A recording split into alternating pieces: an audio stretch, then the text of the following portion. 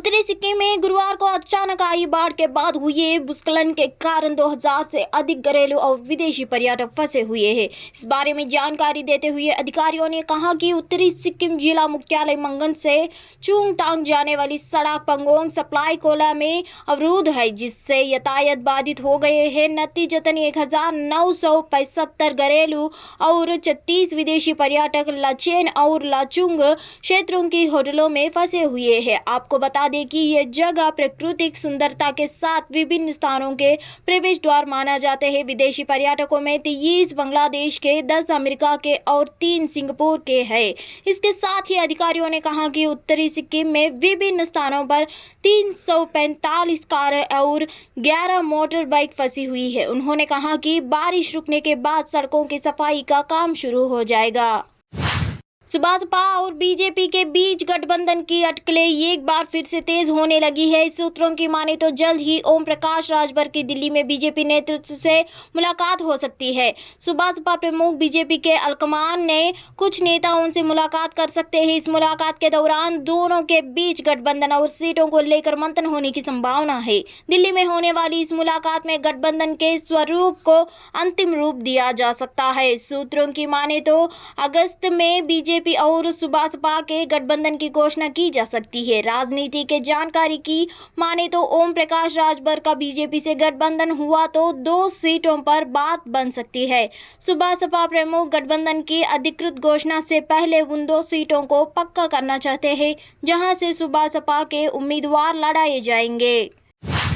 दिल्ली उच्च न्यायालय के आदेश के बाद अधिकारियों ने शुक्रवार को वसंत विहार में एक झुग्गी बस्ती को ध्वस्त कर दिया। पुलिस ने यह जानकारी दी। एक वरिष्ठ पुलिस अधिकारी ने बताया कि झुग्गी बस्ती को ध्वस्त करने का यह अभियान प्रियंका गांधी शिवार में आयोजित किया गया था। यह शिवार कथित तौर पर लगभग 3 दशकों से अस्तित्व में था। उन्होंने बताया एनडीआरएफ की टीम ने एमसीडी के सहयोग से इसे अंजाम दिया। अभियान आज दोपहर तक पूरा हो जाएगा। राष्ट्रीय आपदा मोचन बल के अधिकारियों ने बताया कि वे अदालत के आदेश का पालन कर रहे हैं और उचित प्रक्रिया के अनुसार काम कर रहे हैं। चक्रवात बिपरजॉय की वजह से गुजरात के कई इलाकों में भारी बारिश के चलते जलभराव हो गया, जिसके बाद एनडीआरएफ की एक टीम ने गुजरात जिले के एक स्कूल से 147 लोगों को सुरक्षित निकाला। साइट के वीडियो में एनडीआरएफ कर्मी बच्चों को बारिश से बचाने के लिए कपड़ों में लपेटकर सुरक्षित जगह पर पहुंचाने के लिए पानी से गुजरते हुए नजर आए। इस दौरान एनडीआरएफ टीम के सदस्य ने बच्चों को सीमेंट की काली तैली से ढक भी रखा है। देवभूमि द्वारका जिले के रूप बंदर स्कूल में तट के करीब के क्षेत्रों के लोगों को आश्रय दिया गया था, लेकिन जब इसके आसपास के क्षेत्र में जलभराव होने लगा तो उन्हें पास के दूसरे स्कूल में भेजने का निर्णय लिया गया। एक वीडियो में एनडीआरएफ का एक जवान बच्चे को बारिश से बचाने के लिए ये काली सीमेंट की थैली में लपेटकर उसे स्कूल से बाहर ले जाते हुए देखा जा सकता है। प्रधानमंत्री नरेंद्र मोदी ने मोटे अनाज के फायदों और दुनिया में भूखमरी को कम करने की उनकी क्षमता को बताने के लिए ग्रैमी पुरस्कार विजेता एवं भारतीय अमेरिका गायिका पलू के साथ मिलकर एक गीत लिखा है।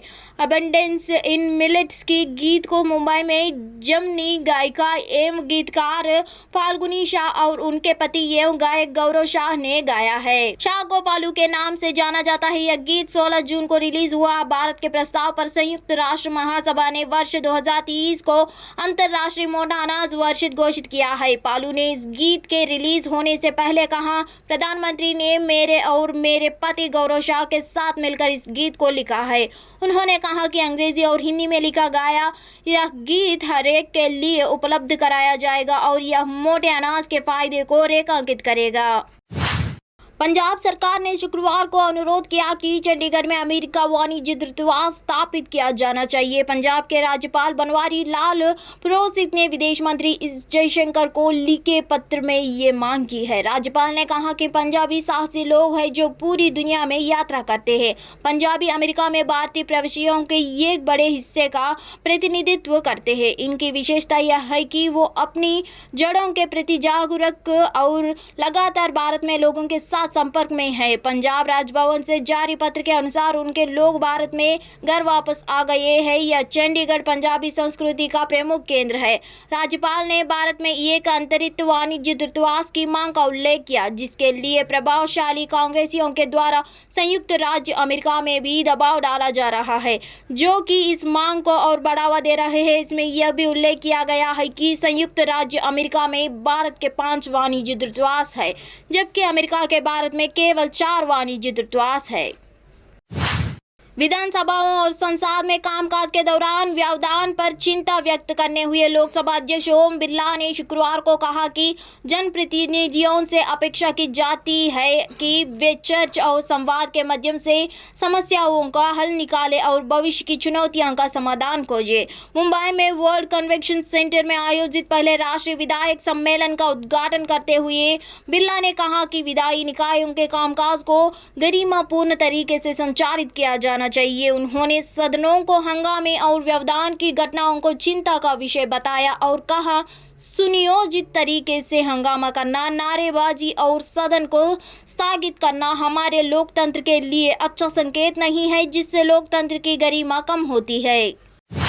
प्रधानमंत्री नरेंद्र मोदी 21 से 24 जून तक अमेरिका की पहली राजकीय यात्रा पर रहेंगे। इस दौरान पीएम मोदी वहां के राष्ट्रपति जो बाइडेन से मुलाकात करेंगे, व्हाइट हाउस में स्टेट डिनर करेंगे। 22 जून को अमेरिका कांग्रेस में भाषण देंगे। उम्मीद जताई जा रही है कि पीएम मोदी की ये यात्रा दुनिया को ये बड़ा मैसेज देने में कामयाब होगी। पीएम मोदी के इस दौरे से भारत और अमेरिका दोनों की ही बड़ी उम्मीदें हैं। पीएम मोदी की पहली स्टेट विजिट को लेकर भारत में अमेरिका के राजदूत एरिक गारसिटी ने कहा कि पीएम मोदी का ये दौरा कई उम्मीदें लेकर आएगा कि किस तरह दोनों देश मिलकर दुनिया में शांति ला सकते हैं।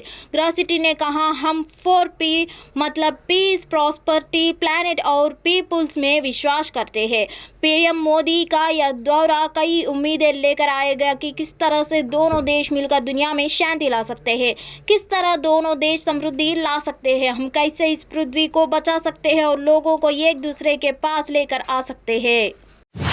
दिल्ली हाईकोर्ट ने एक पूर्व जज और अन्य के खिलाफ कथित रिश्वत मामले से जुड़े मनी लॉन्ड्रिंग केस में गुरुग्राम के रियल्टी समूह M3M के निदेशक बसंत बंसल के और पंकज बंसल की गिरफ्तारी में हस्तक्षेप करने से इनकार कर दिया है। प्रवर्तन निदेशालय द्वारा बुधवार को गिरफ्तार किया गए और पंचकुला की एक विशेष अदालत द्वारा 5 दिन की हिरासत में भेजे गए M3M निदेशकों ने दलील दी कि उनकी गिरफ्तारी से हाईकोर्ट के उस आदेश की अनदेखी की गई है, जिसमें उन्हें मनी लॉन्ड्रिंग के एक अन्य मामले में किसी कठोर कार्रवाई से संरक्षण प्रदान किया गया था। दिल्ली हाईकोर्ट ने कहा कि ईडी हिरासत में भेजने के निचली अदालत के फैसले की समीक्षा नहीं कर सकता है, क्योंकि यह उसके अधिकार क्षेत्र से बाहर का मामला है। दिल्ली हाईकोर्ट ने याचिकाकर्ताओं को पंजाब हरियाणा हाईकोर्ट जाने की सलाह दी। मणिपुर के इंफाल शहर में सुरक्षा बलों और भीड़ के बीच शुक्रवार को रात भर हुई झड़पों में 2 नागरिक घायल हो गए। अधिकारियों ने शनिवार को यह जानकारी दी। पुलिस और सेना के सूत्रों ने बताया कि कल रात संघर्षग्रस्त मणिपुर के कोता और कांगवाई इलाकों से स्वचालित हथियारों से गोलीबारी की गई और आज सुबह तक रुक रुक कर गोलीबारी की खबरें आ रही है। भीड़ द्वारा तोड़फोड़ और आगजनी की कई घटनाओं की भी सूचना मिली है। उन्होंने बताया कि इंफाल में भीड़ ने भारतीय जनता पार्टी के नेताओं के घर जलाने की भी कोशिश की। अधिकारियों के मुताबिक मणिपुर के बिष्णुपुर जिला के कोकाटा और चुराचंदापुर जिले के कंगवाई से पूरी रात गोलीबारी होने की खबर है। सुरक्षा बलों पर भी फायरिंग की खबर है। इंफाल पश्चिम के हिरिंगबाम पुलिस थाने में लूट की कोशिश की गई, हालांकि इस दौरान कोई हथियार चोरी नहीं हुआ। अधिकारियों के अनुसार दंगाइयों को इकट्ठा होने से रोकने के लिए सेना, असम राइफल्स और मणिपुर द्रुतकारी बल ने इंफाल में आधी रात तक संयुक्त मार्च निकाला।